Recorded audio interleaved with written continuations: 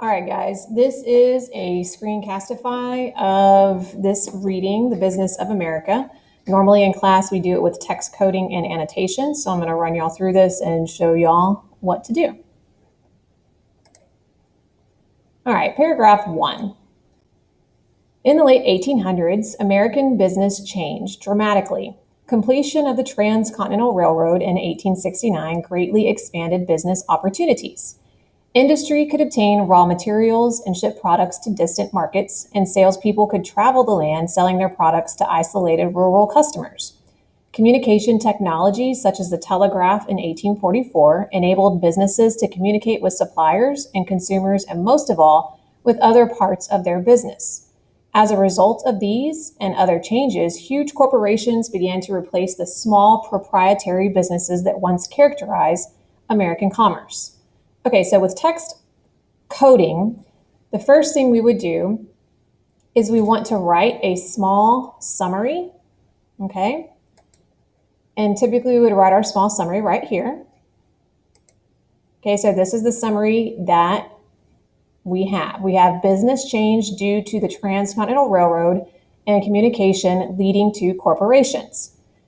Second thing we're going to do is you need to think about any terms in this reading that you struggled with.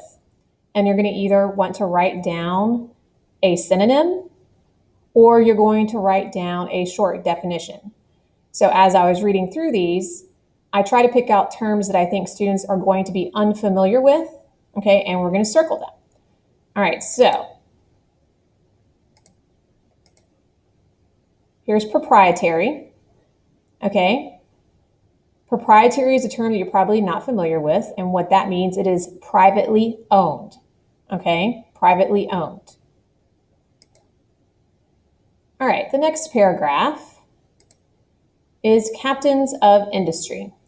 Businessmen in the late 1800s realized that with improved transportation and communication, they could gain control of more and more aspects of a given industry.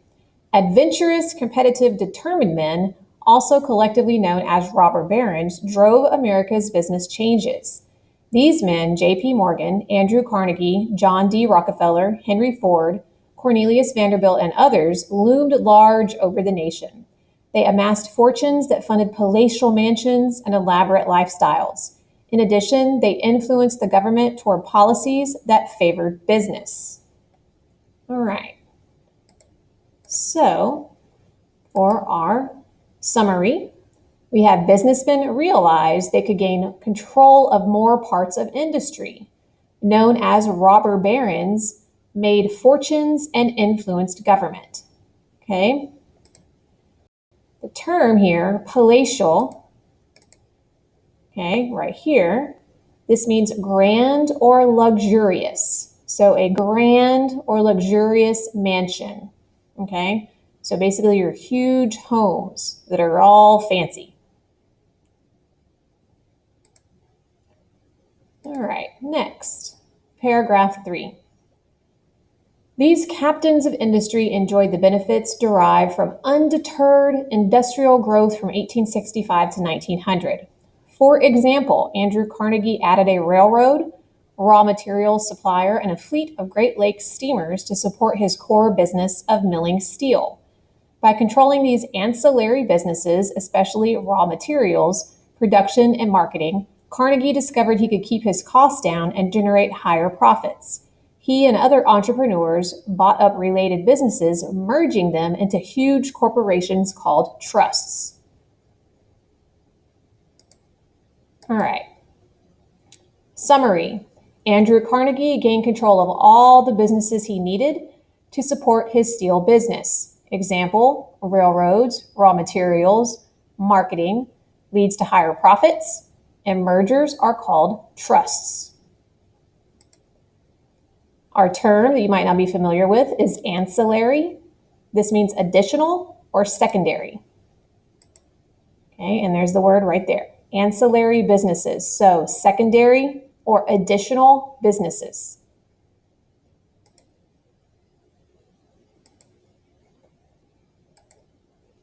All right, paragraph 4. These trusts issued stock. which are shares in the company that brought in new capital to fund additional expansion. Large corporations emerged in many key American industries: oil, steel, railroads, tobacco, communications, and chemicals. By 1904, about 300 of these companies had absorbed more than 5,000 once independent businesses. Moreover, the captains of industry also drew on cheap immigrant labor to expand and increase their net worth. The robber barons also bought out and destroyed their rivals, bribed government officials, and treated their workers poorly.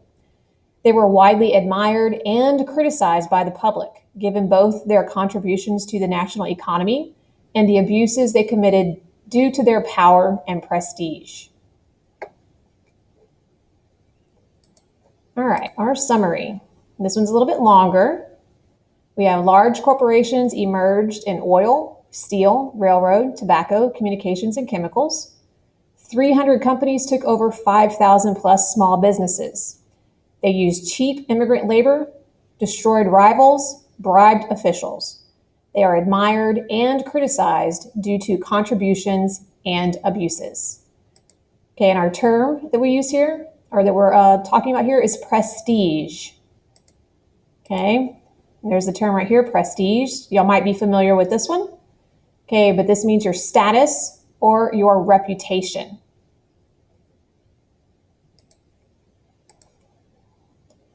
All right, monopolies and trusts, paragraph 5. Growing corporations such as John D. Rockefeller's Standard Oil Company worked to limit their competition. They bought up competitors, sometimes expanding into these new facilities, but often closing them down to redirect their business. When smaller businesses resisted takeover, some business tycoons behaved ruthlessly to destroy those businesses. For example, Standard Oil, which had huge cash reserves, would lower its oil prices below cost. This would force smaller companies to lower their prices or lose business. Lowering prices that far meant no profits, so the smaller company would have to close or sell. All right, so we have John D. Rockefeller would buy up competitors, and if they resisted, he would destroy them by lowering his oil prices so much that the other oil companies could not compete. Okay, and I didn't find any terms in this paragraph that I thought y'all would need to look at, okay? Paragraph 6, monopolies and trust continued. Okay, entrepreneurs. This is one of your vocabulary terms that you had earlier last week. Okay, they also gain marketplace power by starting new companies to fill the needs of the growing giant. Sales, advertising, and distribution divisions allow corporations to control how their products reach the market. With these pieces in place, such companies as Standard Oil had almost total control of an industry. For example, oil now traveled from the ground to the final consumer without ever leaving Standard Oil control. Massive management structures evolved to link all the many pieces of a corporation. However, some corporations succeeded more than others at achieving management efficiency. Henry Ford, for example, hated corporate structures and nearly destroyed his company by refusing to implement modern management techniques.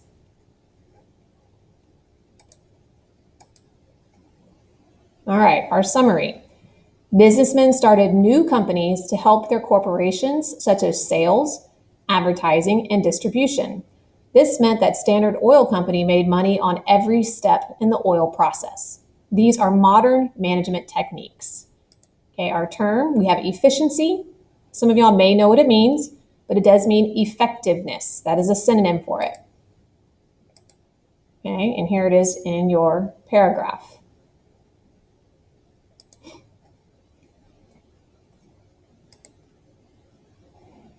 Paragraph 7, the ideology of big business.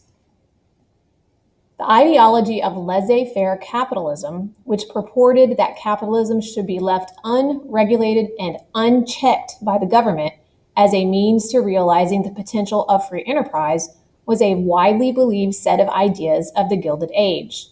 The federal government support for business in the post-Civil War era included high tariffs to keep prices high, breaking up strikes, liberal immigration policies to provide cheap labor, and vast land grants for the development of railroads. Federal legislation meant to control corporations was used to their benefit. For example, the Sherman Antitrust Act controlled labor unions, and the Interstate Commerce Act was used to the benefit of railroads rather than to their regulation.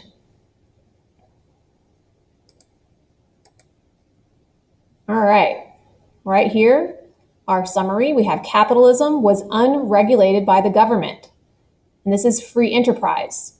The government supported businesses by using tariffs, breaking strikes, immigration policies, and land grants. Laws were used for corporations' benefits instead of regulating them. Okay, I believe we have several terms to look at on this one. Okay. All right, so we have ideology. So this is the belief, a belief.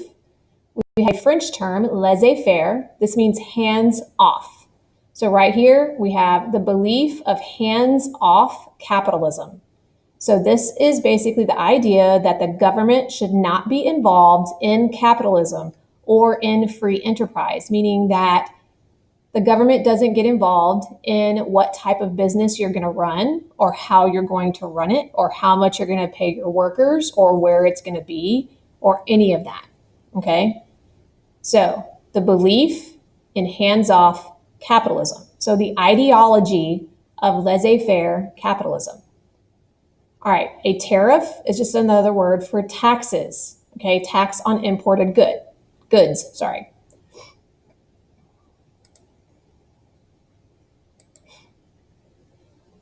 All right, ideology of big business continued, paragraph 8. Okay, social Darwinism, the idea of the survival of the fittest.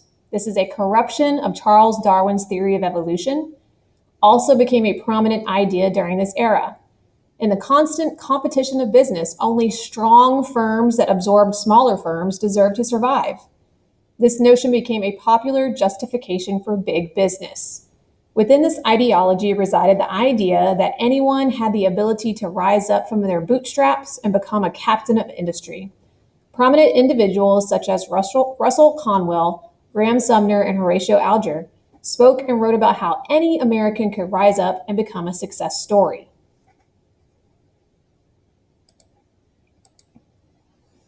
All right. Most important thing here is this idea of social Darwinism. This was one of your terms from your vocabulary this last week.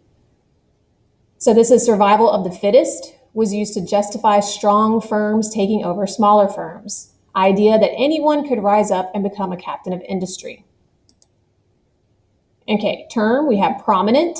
Okay, this means well-known or important. Okay, here's your term right here, prominent.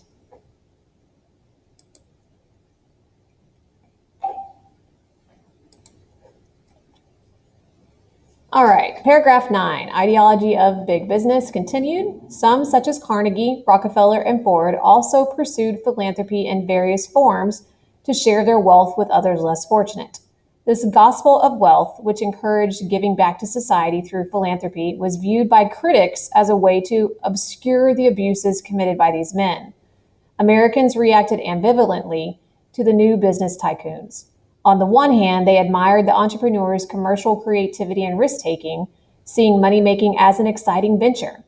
On the other hand, many saw the tycoons as reaping excessive rewards through unfair business practices. In time, even the U.S. government would come to view trusts as unfair and would take steps to minimize their power.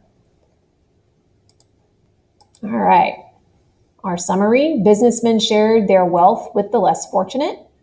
Critics thought they were trying to cover up their abuses. Some Americans admired them and others saw them gaining using unfair business practices. The government eventually steps in. All right, our terms. Okay, we have philanthropy, which is charity, basically giving your money away. Ambivalently, this means uncertainly, so you're not sure how you view these people. Tycoons, this is another word for industrialists or businessmen. Venture, this is a risk or a project. Okay, and the terms are here. Philanthropy, this is one of your vocabulary terms. Okay, ambivalently, tycoons, and venture. Okay, you are not doing this part. What you're going to do now is you're going to go to your Nearpod assignment and you're going to do some matching. Okay, so make sure you go back into Google Classroom and you find the link to the Nearpod that goes along with this assignment. Thank you. Y'all have a good day.